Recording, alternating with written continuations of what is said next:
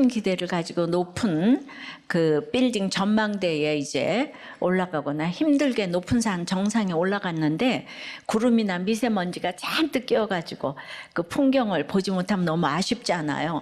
근데 우리가 비행기 값 들여가지고 큰맘 먹고 스위스 알프스까지 갔는데 만약에 그랬다면 얼마나 아깝겠어요. 예. 근데 날씨나 먼지를 우리 마음대로 조정할 수 없으니까 뭐 잘 보이면 더 좋고 잘 보지 못하면 이렇게 더 아깝습니다. 팔복산 기도회에서 요한복음 고난주간 큐티를 하면서 기도를 했습니다. 오늘 이제 그 정상에 올랐는데요. 팔복산 정상에서는 무엇을 봐야 대박일까요? 바로 부활하신 주를 봐야 합니다. 오늘 본문에 막달라 마리아가 부활의 주님을 보고 내가 주를 보았다고 외치는데요. 오늘 여기 오신 분들, 특별히 처음 오신 VIP 여러분, 말씀을 통해서 내가 주를 보았다, 내가 부활하신 주님을 만났다고 고백하시는 기적이 일어나길 축복합니다. 주님을 만나는 것이 모든 것의 해답이기 때문이에요. 그래서 마리아가 어떻게 내가 주님을 보았다고 했는지 우리도 오늘 그 과정을 따라가 보십시다. 첫째는 문제 때문에 울 때 의외의 천사를 만납니다. 10절 11절이에요. 이에 두 제자가 자기들의 집으로 돌아가니라. 마리아는 무덤 밖에 서서 울고 있더니 울면서 구부려 무덤 안을 들여다보니 10절부터 1절부터 이제 그 9절까지 얘기를 좀 하면은 두 제자는 이 베드로와 요한이에요. 베드로는 예수님의 수제자이고 요한은 예수님이 사랑하시는 제자예요. 막달라 마리아를 비롯해서 예수님을 따르던 여인들이 예수님 시신에 향품을 바르려고 주일 새벽에 무덤에 갔거든요. 그런데 무덤을 막았던 돌문이 열려 있는 거예요. 그러니까 막달라 마리아는 누군가 예수님 시신을 훔쳐갔다고 생각했죠. 왜냐하면 유대인들이 예수님을 죽도록 미워했으니까 죽은 시신도 무덤에 편히 누워있는 꼴을 보지 못할 거라고 생각한 거예요. 그래서 이제 너무 놀라서 베드로와 요한에게 달려가서 알려줬어요. 우리가 어떤 힘든 일이 있어도 교회 지체에게 알려야 되는 거예요. 내가 이 교회에서 일어난 일인데 안 믿는 친정에 가서 얘기하면 안 되는 거예요. 베드로와 요한은 무덤에 와서 열려있는 문도 확인하고 무덤 안에까지 들어가서 예수님 시신을 쌌던 그 세마포와 수건만 남겨진 것도 확인을 했습니다. 그럼 이제 어떻게 해야 되겠습니까? 주님을 그렇게 가까이 따르던 제자들인데요. 시신을 찾으러 당장 나서야 되지 않겠습니까? 그런데 이 제자님들이요. 놈들에서 님들로 승격. 그냥 자기들의 집으로 돌아갔어요. 예수님의 시신이 없어진 것도 심각하게 여기지 않았고요. 심각한 문제라고 생각했어도 내가 할 수 있는 건 아무것도 없어. 그냥 포기한 거죠. 부활의 말씀을 그렇게 들었는데 알지도 못하고 이 힘든 문제를 외면하고 회피하기 바쁜 우리의 모습과 너무 같죠. 성경은 이렇게 우리 모습을 여실히 보여주는 교과서인 거예요. 그런데 막달라 마리아는 어떻습니까? 무덤 앞을 떠나지 않아요. 거기에 서 있어요. 그 자리를 지켜요. 문제가 일어난 자리, 생각하고 싶지 않은 자리를 피하지 않고 떠나지 않고 지키고 서 있습니다. 이제 물론 너무 힘들어요. 문제를 직면한다는 건 너무 어려운 거예요. 그래서 마리아가 어떻게 합니까? 울고 있어요. 한번 울고 마는 게 아니에요. 그냥 우는 것도 흐느끼는 것도 아니에요. 원어로 보면 땅을 치면서 소리 지르며 통곡하고 정말 울 기력이 없도록 엉엉 우는 거예요. 막달라 마리아가 누구입니까? 창녀처럼 부끄럽고 죄 많은 인생을 살았어요. 7 귀신이 들리기까지 했어요. 인생의 바닥을 겪었어요. 한 번도 이렇게 올라가 본 적이 없는 삶이었어요. 가족도 없었어요. 구경거리, 수군거림, 놀림거리였어요. 모두에게 버림받은 인생이었어요. 육적으로 영적으로 완전히 무너진 인생이었습니다. 이게 막달라 마리아예요. 우리 인생이 막달라 마리아 같습니다. 장르와 정도만 다를 뿐 우리 인생이 다 밑동 잘린 나무 같아서 뿌리로부터 단절되었죠. 생명력을 잃은 앙상한 가지가 우리 인생 같습니다. 각자 힘든 문제가 있어요. 해결하지 못하는 어려움이 있습니다. 그런데도 구경거리 될까봐, 수군거림이 될까봐, 놀림거리가 될까봐 두려워할 수밖에 없는 인생이에요. 우리 인생이 다 그래요. 그 두려워 떨어요. 그리고 겉으로는 너무 교양 있는 척해요. 그래서 생명이 없어요. 조화가 아무리 이뻐도 생명이 없어요. 너무나 들풀 하나도 생명이 있으면 이뻐요. 그런데 이 조화 같은 인생에 소망이 없는 거죠. 막달라 마리아는 이런 삶에서 피할 수 있는 피난처조차 없어요. 베드로나 요한은 피할 수 있는 자기 집이 있으니까 얼른 갔잖아요. 그러나 마리아는 집으로 돌아가는 이 무덤 앞이 차라리 나은 인생이었어요. 그야말로 죽지 못해 사는 삶이었습니다. 그래서 울 수밖에 없었어요. 참을 수 없는 슬픔이 그 안에 있었기 때문에 이제 인생의 유일한 희망이었던 예수님이 십자가에서 돌아가시고 이제 이렇게라도 무덤에라도 찾아오는 것을 인생의 낙으로 삼으려 했는데 그만 그 시신을 도둑 맞았으니 엉엉 울 수밖에 없는 거예요. 울면서 굽으려 무덤 안을 들어봤다고 해요. 이미 시신이 없는 걸 아는데 자꾸만 보게 돼요. 찾게 됩니다. 문제가 힘든데도 직면하기보다 보면서 울고 울면서 또 보고 미련과 아쉬움을 버리지 못하는 거예요. 우리 인생의 판박입니다. 그런데 갑자기 어떤 일이 일어납니까? 12절이에요. 12절, 흰 옷 입은 두 천사가 예수의 시체에 누웠던 곳에 하나는 머리편에 하나는 발편에 앉았더라. 천사들이 이르되 여자여 어찌하여 우느냐 이르되 사람들이 내 주님을 옮겨다가 어디 두었는지 내가 알지 못함이니이다. 그러고 울다가 흰 옷 입은 두 천사를 봤어요. 예수님의 시체가 있던 곳에 앉아 있었어요. 의외죠?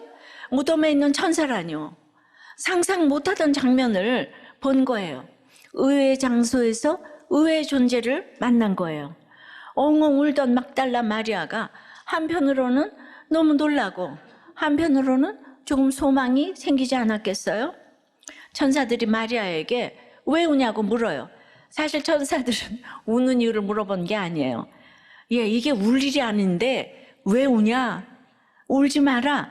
이런 뜻으로 말했는데 마리아는 예수님 시신이 없어진 문제만 지금 집중하고 있으니까 질문 의도를 헤아리지 못해요. 우리도 내 문제만 생각하면서 울고 있으면 다른 사람 말이 들리지 않아요. 그냥 내 생각대로 듣고 내 문제 위주로 이해하고 내 슬픈 것만 말해요. 아픈 거예요. 우리가 다 아파요. 그래서 싸울 수밖에 없어요. 인생이 아프고 슬프고 늘 반복되는 싸움에 지친 분들이 오늘 오셨습니까? 잘 오셨어요. 천사 같은 지체들이 여러분을 맞이하며 환영해요. 너무 잘 오셨어요. 꾸벅. 오시느라 수고하셨어요. 꾸벅. 지금까지 죽지 않고 살아주셔서 감사해요. 꾸벅. 주님은 우리처럼 연약하고 아픈 사람 기다리셨습니다. 멀쩡한 의인은 주님이 필요가 없어요. 주님은 아픈 죄인 살리러 이 땅에 오셨습니다. 다 죽은 우리를 부활하게 하시려고 오늘 여기서 말씀하세요. 적용 질문입니다. 어떤 문제 때문에 울고 또 울고 있습니까? 의외의 천사 같은 사람을 만났습니까? 누군가에게 천사 같은 사람이 되고 있습니까? 내가 주를 보았다. 첫 번째 뭐라고요? 이제 문제 앞에서 울 때 의외의 천사를 만나게 된다고 그랬어요. 두 번째는 의외의 환경에서 양육하시고 이름을 불러주십니다. 14절에요. 이 말을 하고 뒤로 돌이켜 예수께서 서 계신 것을 보았으나 예수이신 줄을 알지 못하더라. 내가 울고 있는 사건 속에서 예수님은 내 뒤편에 서 계시는구나를 믿으면 되는데 내 상황이 급박해서 사건만 쳐다보느라고 예수님이 안 보였어요. 보려고 돌이켰지만 내 힘으로 돌이키니 예수님이 안 보였어요. 마리아가 그토록 따르던 주님, 이제 그 시신이 없어진 것도 그렇게 슬퍼할 정도로 사모하던 예수님인데요. 왜 못 알아봤을까요? 이것은 굉장히 중요한 영적인 교훈을 주기 위한 사건이에요. 우리의 각자 환경 속에서 내 자녀는 잘 돼야 되고, 부도는 절대로 나면 안 되고, 세상 모든 사람이 바람펴도 내 남편은 바람피는 일은 절대 없어야 되고, 예. 이렇게, 그러니까 당연히 내 자녀는 엄친아여야 되고, 그런데 이제 남편 문제, 또 부도 문제, 자녀 문제가 다 터졌어요. 절대로 인정이 안 되는 거예요. 믿어도 이 고정관념은 너무도 굳세어서 모든 것이 제자리에 돌아와 있어야 한다는 말 외에는 아무것도 안 들리는 거예요. 교회가 6만 개래도 지역감정 진영 논리는 절대로 안 변하는 거예요. 예. 그래서 진짜 이 구속사가 들려야 되는데 너무 예수님, 엘리사 말 듣는 사람이 없잖아요. 그죠? 우리는 예수님 때문에 우는 것 같지만은 나도 남도 속는 것이 사건 때문에, 결국 내 자신의 유익 때문에 울 때가 많아요. 막달라 마리아 입장에서 예수님이 정말 자기의 시그니처야, 그냥. 예수님, 누가 이제 자기를 그렇게 따뜻하게 해줄 것이며 사람 대접을 해주겠는가? 시신에 향품 발라서 장례 잘 치루어 놓고 죽는 날까지 이제 무덤에 댕기는 게 이제 하프타임의 비전인데, 그것이 죽는 날까지의 계획인데, 그것이 예수님을 사랑하는 최고의 방법이라고, 그래서 다 계획 정해놨는데 지금 시체가 없는 거예요. 환경이 어려워서 말씀을 깨달아야 하는데 깨달아지지 않아서 안타깝고 정말 울고 싶을 때가 있지요. 근데 그거보다 더 안타까운 것은 환경이 너무 좋아서 무덤덤한 사람인 거죠. 마리아는 실제로 주님이 부활하셨는데 지금 시체가 보이지 않아서 울고 있어요. 결국 가장 좋은 일 앞에서 울고 있는 거예요.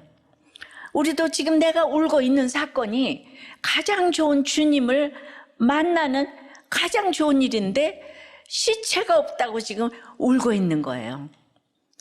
제가 10년 전에 설교를 했어요. 첫 번째 대지가 시체가 없어서 울고 있는 마리아. 예. 근데 진짜 여기서 주님을 만나야 되는데 전부 시체 찾느라고, 온 국민이 시체 찾느라고. 예, 근데 거기는 지금 생명이 없는데 거기에서 주님을 만나는, 이게 가장 좋은 일인데 저는 그때 그렇게 설교를 했습니다. 예. 그래도 지금까지 이렇게 썽썽하게 살아있네요. 예. 그렇게 설교를 했어요. 예. 저하고 똑같은 일이 일어났잖아요. 예. 그런데 이렇게 울고 있는 거예요. 마리아가 이렇게 알아보지를 못하니까 15절에 예수께서 이르시되 여자여 어찌하여 울며 누구를 찾느냐 하시니, 마리아는 그가 동산지기인 줄 알고 이르되 주여 당신이 옮겼거든 어디 두었는지 내게 이르소서, 그리하면 내가 가져가리이다. 예수님이 천사들하고 똑같은 질문을 해요. 여자여 어찌하여 우느냐. 그런데 하나 덧붙이셔서 누구를 찾느냐. 마리아가 왜 우는지 주님은 이미 아시는 거예요. 왜 울어? 네가 찾는 사람이 여기 있어. 나야 나. 이렇게 말씀하시는 거예요. 근데 이렇게 질문하시는 것은 말씀으로 좀 양육하시는 것이죠. 어린아이를 가르치고 키우듯 양육하시는 거예요. 생각해보라고, 띵크해보라고. 고난은 피하라고 오는 게 아니에요. 고난은 낭떠러지로 질주하던 우리를 멈춰 세우는 신호등이자 가로막인 거예요.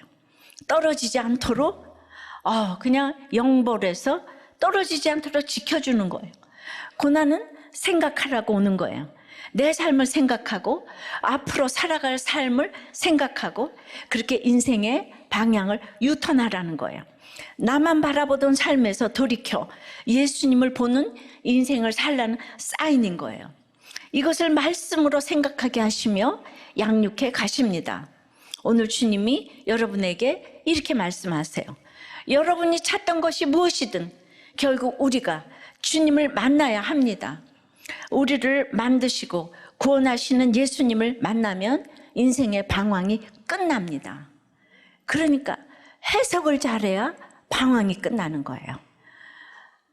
피해자 입장에서 생각하면 천년이 가도 해결이 안 돼요. 구속사적으로 해석을 해야 해결이 되는 거예요.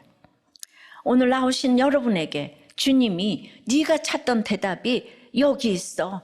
바로 나야. 나야 나. 오늘 이렇게 말씀하십니다. 그런데 이렇게 말씀하셔도 우리가 알아듣지 못할 때가 많아요. 마리아도 그랬죠. 주님의 음성도 알아듣지 못하고 그를 동산지기인 줄 알았다고 해요. 제가 다 말을 해도 그냥 저 여자가 뭐를 알겠는가? 여자 목사가 뭐를 알겠는가? 수도 없이 저를 그 이상도 이하도 생각하지 않을 때가 너무 많았어요. 그냥 동산지기인 줄 알아요. 여기가 무덤 있는 동산이잖아요. 그리고 살아있는 사람이잖아요. 예수님이 돌아가셨으니까 이 동산에 계실 리가 없다고 확신한 것이죠. 예. 여자 목사는 안수도 안 주는 교단도 아직 있는데, 그러니까 마리아는 주님을 앞에 두고도 그러니까 이런 고정관념 때문에 주님을 찾고 있어요. 예. 시신이 어디 있는지 알면 알려달래요. 예. 정말 시신 찾아 산만리해요. 다 우리 아무리 경험이 많고 지식이 많고 심지어 사모함이 커도 예수님을 스스로 찾아 만나는 건 불가능한 일이에요. 예수님은 인간의 힘으로 못 만나요. 부활의 예수님이 오실 때는 그러므로 전혀 생각지 않은 장소와 사람을 통해서 옵니다. 그래서 못 알아봅니다. 자, 예를 들면 부활의 주님은 술집에 그 여자를 통해 오기 때문에 못 알아봐요. 교회에서 거룩하게 설교 들으면서도 평생 못 만나던 예수님을 남편이 바람 피우니까 만나고, 부도 나니까 만나고, 아이가 사고 치니까 의외의 사건을 통해서 양육시켜 주시는 거예요. 만나요. 그것을 모르고 시체 없어졌다고 울고 있지는 않은지 생각을 해보십시오. 예. 그러니까 정말 교회를 다녀도 이 문제가 해석이 안 되는 거예요. 수많은 돈을 써서 우리의 목적은 시체 찾는 거였어요. 이걸 예수 믿는 분들이 다 해석을 해줘야 되는데, 예, 저는 성남 체육관에서 부활절 연합 예배에서 이 설교를 소리 높여 외쳤습니다. 그날 예수님이 십자가의 고통에서 쓸개탄 포도주는 받지 않으시고 신포도주는 받으시는데, 똑같은 포도주인데 그 같은 고통 가운데서 어떻게 분별하시고 쓸개탄 포도주는 안 받으셨는지 놀라면서 십자가는 착한 것이 아니고 마지막까지 분별이라는 생각을 다시 합니다.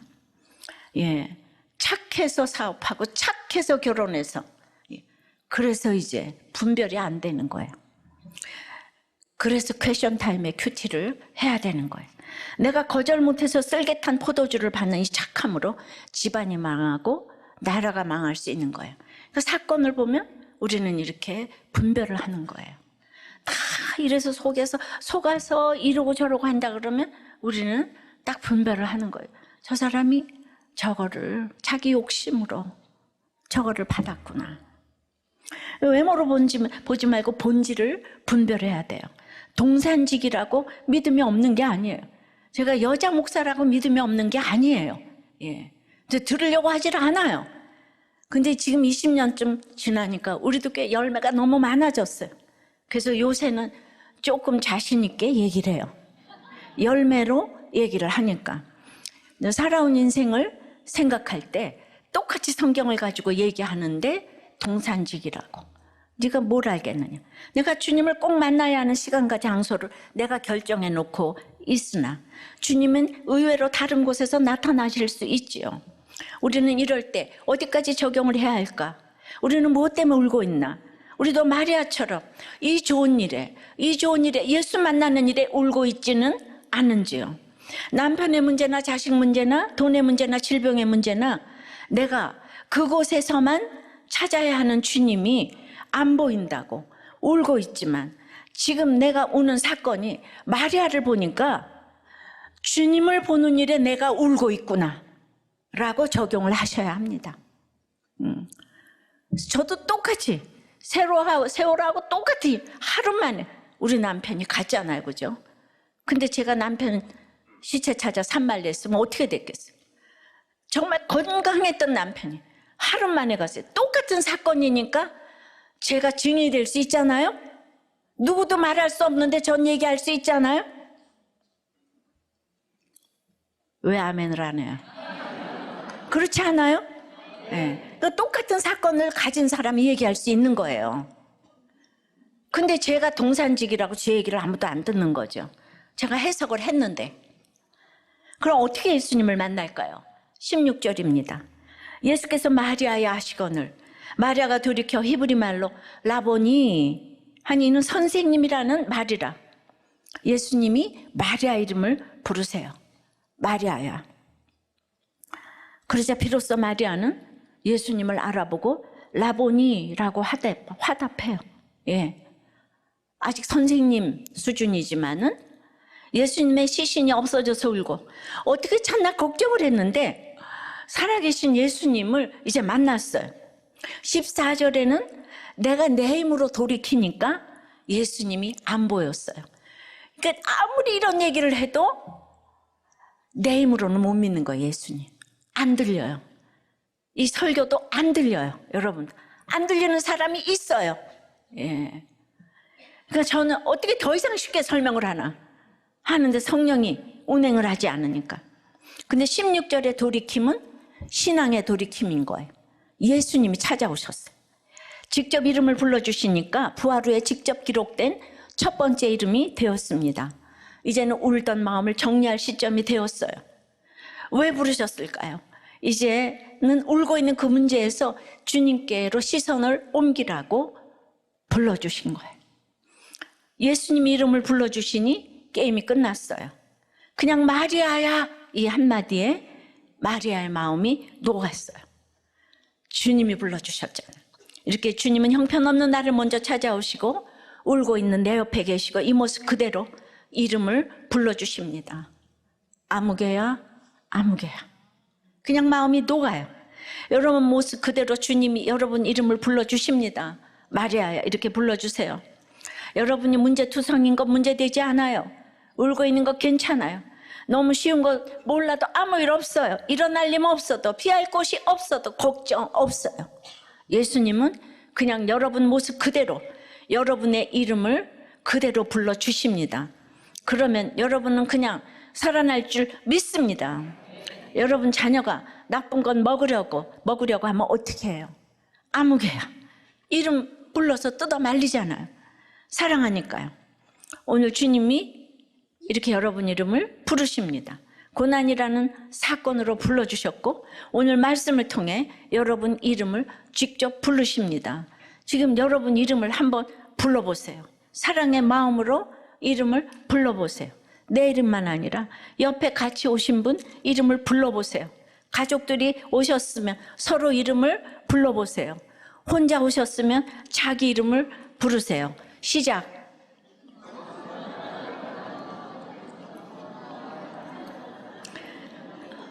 여기서만 부르고 끝나지 마시고요. 집에 가서도 계속 이름을 부르시기 바라요. 예. 저는 이렇게 남편이 다정하게 이름을 불러준 적이 없는 것 같아요. 예. 그러니까 어떤 남자가 불러줬으면 따라갔을 것 같아요. 예. 예. 그러니까 그렇게 스윗한 거예요. 그렇게. 예. 주님이 불러주시는 이름인 줄 믿습니다. 적용 질문이에요. 하나님이 여러분의 이름을 불러주신 고난과 말씀은 무엇인가요? 문제 앞에서 울 때 의외의 천사를 만나죠. 두 번째는 의외의 환경에서 양육해 주시고 이름을 불러주십니다. 이것만 기억해도 여러분도 오늘 설교 다 들은 거예요. 세 번째는 이제 사명을 주셔야 되잖아요.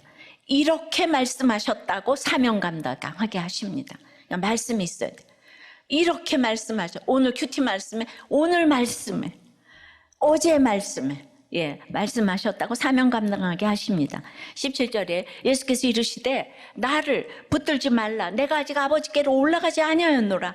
너는 내 형제들에게 가서 이르되 내가 내 아버지 곧 너희 아버지 내 하나님 곧 너희 하나님께로 올라간다 하라 하시니 막달라 마리아가 가서 제자들에게 내가 주를 보았다 하고 또 주께서 자기에게 이렇게 말씀하셨다 이르니라. 돌이키니까 말씀이 들려요. 말씀하신 내용은 붙들지 말라, 만지지 말라, 현재형 헬라어로 계속해서 주님의 그 육신을 붙들고 늘어지는 행위를 말해요. 그 주님을 다시 만났어요. 그러니까 부활의 주님을 만난 것 같은데 아직 육신의 주님, 이게 반가이가 되는 거예요. 거기에 다시 길이 있다고 생각하는 거예요. 마리아는 예수님을 알아보는 순간에 예전 예수님과 함께 있었던 생각이 나서 또 같이 있고 싶고 전처럼 예수님의 말씀을 듣고 싶은 생각에 다시 예수님을 붙들고 만지려는 이 생각이 있는 거예요. 힘들 때는 이제 돌이키다가도 조금 나아지는 것 같으니 다시 행복했던 때를 꿈꾸며 그때로 돌아가고 싶은 거예요. 자, 자꾸 남편 얘기해서 죄송한데요. 남편의 외도나 또 여자의 외도나 같은 거죠. 아내의 외도는. 울며 주님께 양육받고 주님을 만났어요. 남편을 초청했더니 남편이 와서 정신을 차렸어요. 그러니까 남편이 정신을 차리니까 사명을 딱 놓아버리고 옛날에 하던 대로 그냥 남편 그냥 붙들고 그냥 놀러 다니고 싶은 거예요. 예배고 목장이고 교회고 주님이고 다 떠나도 남편만 있으면 그저 좋아요. 이게 남편 사랑이 아니에요. 망하는 거예요, 그거. 이게 바로 육적으로 붙들고 늘어지는 거죠. 이제는 새로운 부활의 가치관을 가지고 이타적으로 살라는 것인데, 이타적으로 살아야 여기까지 가야 하는 거예요. 제자들에게 가서 내가 주를 보았다고, 자기에게 이렇게 말씀하셨다고 전하고 사명을 감당하라, 이렇게 하는 거예요. 근데 제자들은 못 알아듣고 도망가고 팔아먹고 흩어졌지만 창녀 마리아는 무서움보다는 죽음보다 강한 사랑을 가지고 무덤에 가서 울다가 주님을 보았어요. 만났어요. 사명을 주셨어요. 이렇게 막달라 마리아가 내가 주를 보았다고 처음 전도 간증한 곳이 어딘가 하면은요, 기라성 같은 예수님의 제자들이었다는 것 아니겠습니까? 아이러니컬하죠? 제가 우리 집에서 처음으로 남편이가 온통 그냥 장례식 하니까 모든 목사님들이 다 와서 예배를 드려주셨는데 제가 이렇게 그때 간증을 했다니까요. 아유, 정말 말씀이 응하는 사람이에요. 뭐 진짜 어떻게 정말 입이 없어 말을 못해요. 어제 요한복음 19장 마지막은 다 이루었다로 예수님의 이 땅에서의 사명을 이제 완수하셨다고 했어요. 그런데 이제 성경을 응하게 하려 하서 이 모든 일을 다 이룬 후에 성경을 응하게 하려 해서 목이 마르다고 하셨어요. 내 인생의 결론은 성경이 이루어지는 것이고 마지막까지 해야 할 일은 성경의 목이 말라야 한다는 거예요. 근데 우리는 끝없이 세상에 목이 말라요. 예수 믿으면서도 정욕의 자랑에 세상의 안목에 목이 말라요. 야망에 사역을 해도 야망에 사역에 선교에 설교에 목이 말라요. 그러니까 성경을 응하게 하는 삶이 최고의 전도요, 양육이요, 정말 상담이요, 삶이에요. 이제 뭘 해야 합니까? 부활하신 주님의 증인이 돼요. 내가 주를 보았다고 외쳐야 합니다. 적용 질문이에요. 놓치고 또 놓쳐도 또 붙들고 싶은 이 육신의 즐거움은 무엇입니까? 내가 산수갑산을 가도 예수를 믿고 뭘 해도 나는 이걸 못 놓치겠어. 내가 듣고 싶은 가장 기쁜 소식은 무엇입니까? 부활하신 주님을 보았습니까? 부활이 내게 가장 기쁜 소식입니까?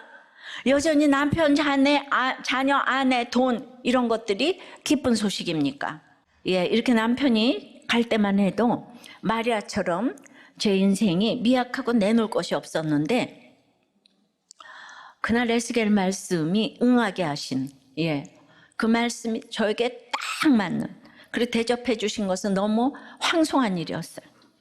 남편이 천국 갔다고 하시고 저에게 사명을 주신다고 했습니다. 남편이 알타가 간 남편도 아니고 아침에 멀쩡하게 병원에 일하러 나가서 이 세월호 사건이 저한테 일어났어요. 진짜 하루 만에 죽은 것이 예, 얼마나 무서운 일입니까? 그리고 제가 남편이 집에 가고 싶다 그래서 엘리베이터도 없는 아파트 5층으로 이제 같이 왔잖아요. 그 보료가 있던 자리에 남편의 시신이 3일 동안 누워있다가 갔어요. 그러니까 제가 자꾸 그 안방에 누웠던 곳을 자꾸 보게 되지 않겠어요? 누가 집에서 장례식을 치르겠어요, 요새 젊은 사람이. 그래서 생각나면 어쩌려고. 그런데 에스겔 18장 말씀으로 이렇게 양육을 해주시니까 천국 갔다 그러고, 예, 이 일은 공평한 일이라 그러고, 너는 이제 사명자라고 하고. 우리 남편이 천국 간 걸 하나님이 아시는 거예요. 내가 그가 돌이켜 사는 것을 내가 왜 기뻐하지 아니하겠느냐. 내 문제까지, 내가 생각했던 것까지 주님이 다 말씀해 주셨어요. 그러니까 제가 이 양육으로 뒤에 있던 예수님을 하루 만에 보고 살아났어요. 제 이름을 불러주시는 것 같았어요. 여자들의 증언은 법정에서도 인정받지 못하던 때에 예수님의 탄생과 부활이 여자들에게 목격이 된 거예요. 정말 전 여자잖아요. 우리나라 5천년, 반만년 우상단지 나라에서 예수가 들어왔어요. 제가 70년 전, 예, 그 삶을 살았잖아요. 그때만 해도 여자는 인간으로 대접 못 받아. 다 겸상도 못하고 여자는 뭐 이혼하고 과부가 되면 마음대로 할 수 있는 존재인 거예요. 그런데 어떻게 내가 예수를 믿는 부모를 만나서 내가 공부를 할 수가 있냐고. 내가 지나고 나서 보니까 그렇게 공부를 한 사람은 너무 극소수인 거예요. 예수를 믿었기 때문에. 그러니까 예수를 가져다 준 분이 제가 얼마나 감사하겠어요. 모두 도탄에 빠져서 다 무시받고 사는 거예요. 그럼에도 저는 여자로 태어난 게 그냥 인생에 피해의식으로 가질 수밖에 없는 사람이었는데, 예, 그래서 저는 이러한 여러분들이 예수가 고마워야 되는데 예수 따로 삶 따로 날마다 그렇게 얘기를 하는 거예요, 여러분들이. 그러니까 내 사건에서 살아난 것은 위안받는 정도가 아니라 증거를 해야 되는 거예요. 근데 정말 살아난 사람은 교양 있게 못해요. 물동이를 버려두고 와보라 한 사마리아 여인처럼 저도 와보라 하고 외치다가 여기까지 왔어요. 내 사건에서 교양 있게 위안 정도만 받는다면 이건 부활을 전하지 못해요. 제가 최고 학부를 나와서 그렇게 피아노 하다가 어떻게 이 길을 걸어가겠어요? 여러분들이 이렇게 무시를 해야 되는데 내가 어떻게 이 길을 걸어가겠어요? 내가 부활의 주님을 만나지 못했다면 어떻게 이 길을 걸어가겠어요? 그것 때문에 하나님은 나를 인류되게 하셨어요. 내가 돈이 좋고 그러면 이 길을 갔지. 이게 사명이 아니면 어찌 이 길을 가겠습니까? 우리 의사의 남편은 아주 완전주의자예요. 예. 매달 우리가 산부인과라서 아이들 신생아를 위하여서 간 기능 지정 병원이에요. 그래서 간 기능 검사를 늘 했어요. 자기는 이제 대민봉사를 하기 때문에 간 기능 보유자가 많아서, 간염 보균자가 많아서 한 달에 꼬박꼬박하고 우리 집은 간으로 아픈 사람이 하나도 없어요. 근데 갑자기 간암으로 이렇게 갔잖아요. 한 달에 한 번씩 꼬박꼬박 검사했어요. 인간의 생사화복은 의사가 아니라 오직 하나님만이 주장하십니다. 그래서 아침에 멀쩡하게 병원 나갔다 하루도 안 된 상태에서 뇌사 상태로 앰뷸런스 타고 아파트 5층으로 왔어요. 그리고 자기 말대로 잠시 후에 천국에 갔습니다. 내가 이 땅에 소망을 두고 살았다면 내가 믿는 예수님이 얼마나 이상한 분이냐고요. 갑자기 졸지에 예수 잘 믿다가 남편 없는 이제 과부가 됐어요. 남편이 근사하게 믿어서 나를 폼나게 해주었으면 좋았으련만 그날 구원이 돼서 울고 또 해석이 안 돼서 이제 울었어요. 이미 예수님은 내 뒤에 서 계시는데 나는 남편의 구원을 위해서 생명을 내놓았는데요. 그런데 왜 내 목숨이 아니고 남편의 목숨인 거예요? 저는 그렇게 기도한 적이 없는데요. 너무 이상하지 않아요, 주님? 하루 종일 생각하고 울고 또 울었는데 그날 제가 병원에서 남편의 영접 신방을 받아내고 그리고 집에 왔잖아요. 집으로 왔다가 천국 갔는데 제가 병원으로 안 돌아갔어요. 그래서 그날 아침에 말씀을 저녁에 그 문갑 위에 있는 큐티 책하고 성경을 통해서 그날 밤에 오늘 말씀은 도대체 뭔가, 그리고 제가 폈어요. 여러분, 이사만 가도 성경을 안 보고 여행만 가도 안 보는 이 성경, 남편의 시신 앞에서 그날 말씀을 펴들었어요. 예. 이게 성경이 응하는 사건인 거예요. 그날 에스겔 18장 말씀 그대로 말했던 것처럼 공평하신 하나님이라고. 이제 내가 왜 악인의 죽는 걸 기뻐하겠냐, 그가 돌이켜서 사는 걸 내가 왜 기뻐하지 아니하겠느냐, 그거 헤아리고 돌이켜 떠났으니 정령 살고 죽지 아니하리라. 이 하나님의 살았고 운동력 있는 말씀, 이거 양육을 해주시니까 제가 그냥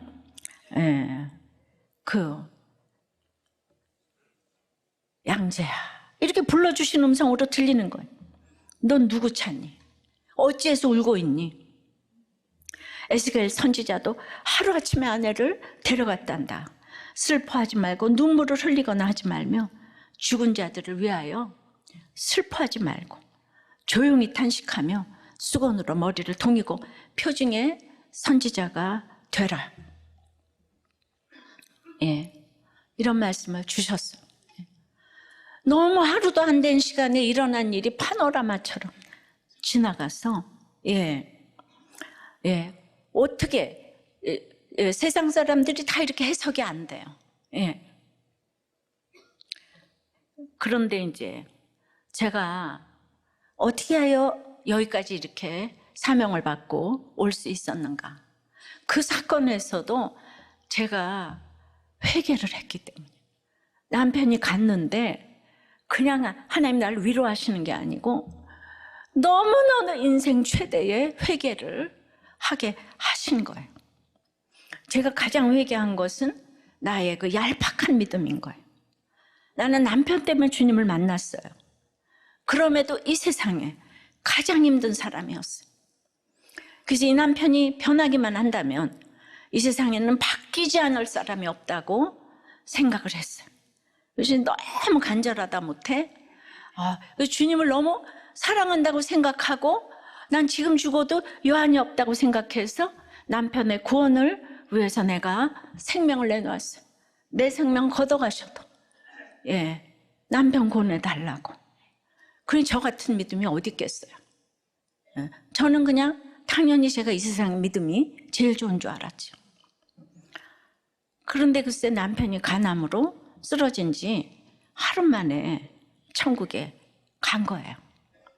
이 의가 하늘을 찌르는 이 남편은 도저히 나는 회개할 것 같다는 생각이 안 들었어요. 왜냐하면 우리 남편 자체가 효자예요. 바람도 안 펴요. 아이들한테도 너무 다 잘해요.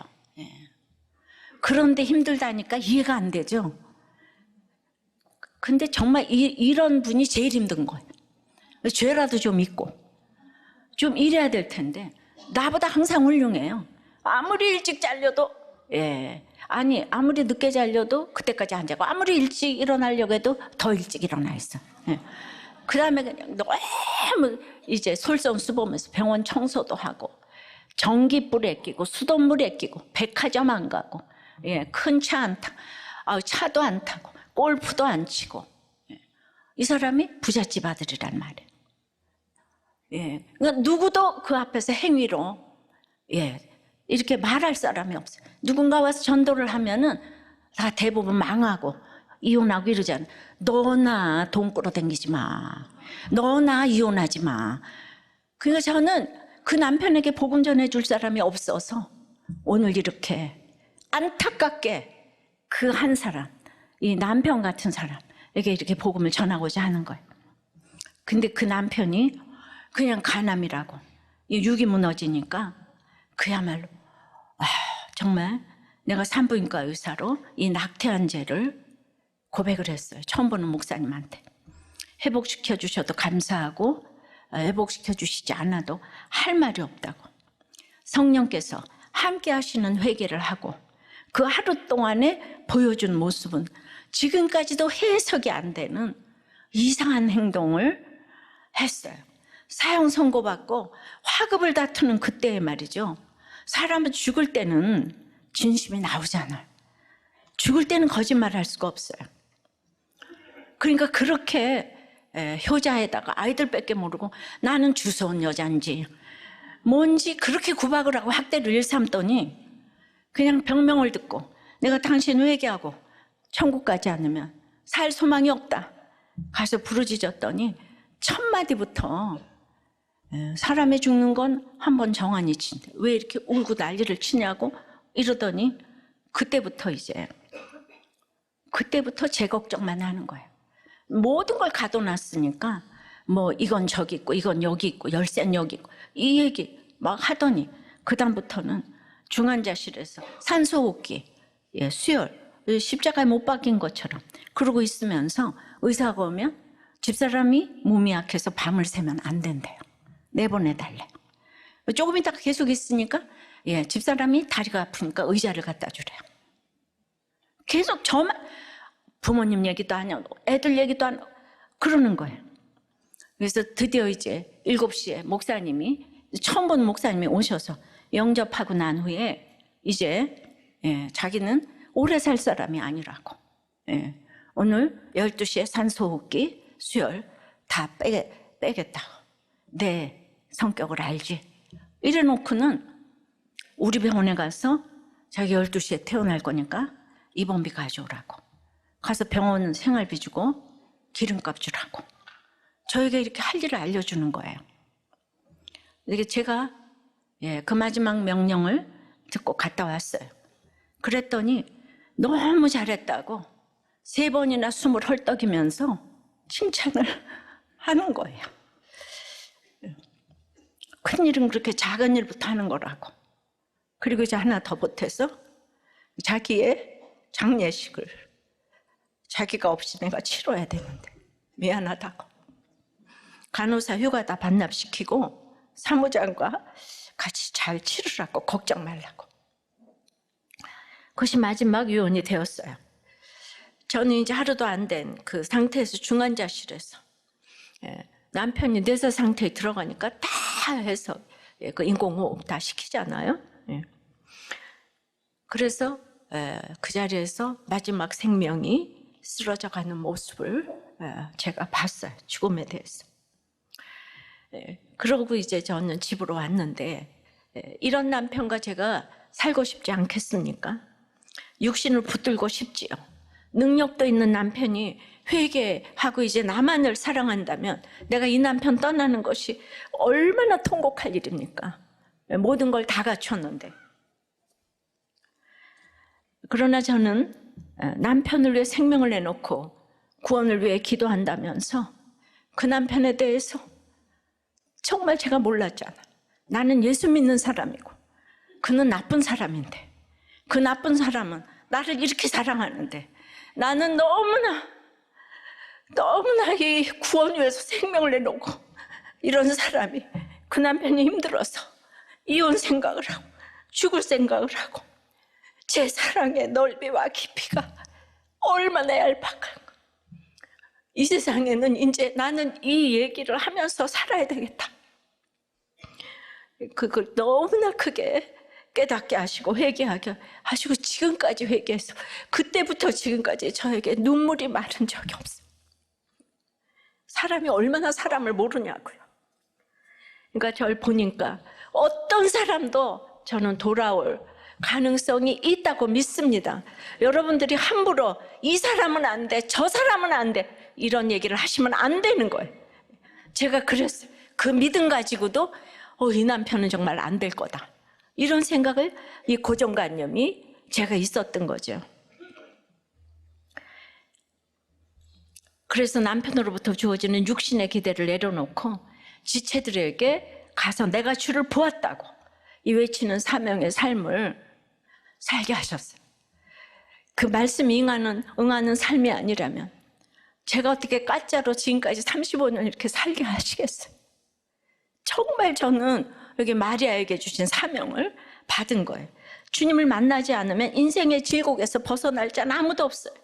오직 그때마다 해석해 주시는 성경이 응하는 삶은 너무도 놀라운 삶이었어요. 정말 이 예수님을 만나셔야 이 놀라운 삶을 살 수가 있는 것입니다. 그때부터 지금까지 하루하루 하나님께 묻고 또 묻고 공동체에게 물으며 가는 삶만이 최선의 삶이라는 것을 고백하며 오고 있습니다. 내가 주를 보았다고, 주께서 이렇게 말씀하셨다고, 이렇게 말씀하셨다고, 오늘 주님이 이렇게 말씀하셨다고, 제자들부터 시작해서 주의 형제들에게 외치는 사명을 감당하게 하시고, 그 말씀대로 전 세계에 내가 주를 보았다고 외치고 가는 인생을 살게 하셨어요. 여러분들이 증인이잖아요. 주님의 양육으로 저는 그냥 여지없이 시체 찾다가 우울증 걸려서 저는 지옥을 살 인생이에요. 저는 진짜 우울질이에요, 우울질. 그러니까 13년을 그렇게 살 수도 있다고 생각합니다. 저를 생각하면 이렇게 외치는 삶이 기적인 거예요, 기적. 그러니까 내가 해석이 잘 돼야 해결이 돼서 사명으로 나갈 수가 있는 거예요. 정말 이거 기적의 인생을 살고 있는 거예요. 그런데 그 시체 찾다가, 그 시체 찾아서 결론이 뭔가요? 얼마나 많은 정말 이렇게 낭비, 감정의 낭비, 이런 모든 낭비. 내가 주를 보았다고, 주께서 나에게 이렇게 말씀하셨다고, 천국 가는 그날까지 이렇게 외치고 갈 것입니다. 여러분들이 모두가 이렇게 주를 보았다고 외쳐야 되는데, 다들 주님, 마리아하고 똑같아요. 주님을 사랑한다고 하면서 시체가 없다고 이렇게 울고 통곡하잖아요, 그죠? 그래서 하나님의 가장 큰 선물은 저에게 이렇게 회개예요. 인생 최고의 감정은 미움도 사랑도 아니고 회개예요. 회개케 하셔서 가는 줄 믿습니다. 말씀 맺어 내가 주를 보았다는 문제 때문에 이렇게 울 때 의외의 천사를 이렇게 만나는 거예요. 그 의외의 환경에서 양육을 받아서 이름을 불러주시는 거예요. 그러면 사명 감당해서 이렇게 말씀하셨다고. 이 큐티 간증이 딴 게 아니에요. 큐티, 퀘션 타임 말씀 물으면서 상담도 정말 교제도 전도도 사명도 다 감당하는 거예요. 그냥 그날 말씀 하나. 내가 깨달을 능력이 없는데 하나님 오늘 말씀 한 절만큼만 살게 해주세요. 내가 아무것도 못 깨달아. 근데 그날 말씀 듣고 내가 오늘 나가오니 회사에서 말하게 해주고 또 부부간에 말하게 해주고 결정하게 해주시고, 그렇게 내가 주를 보았다 인생이 되시기를 바랍니다.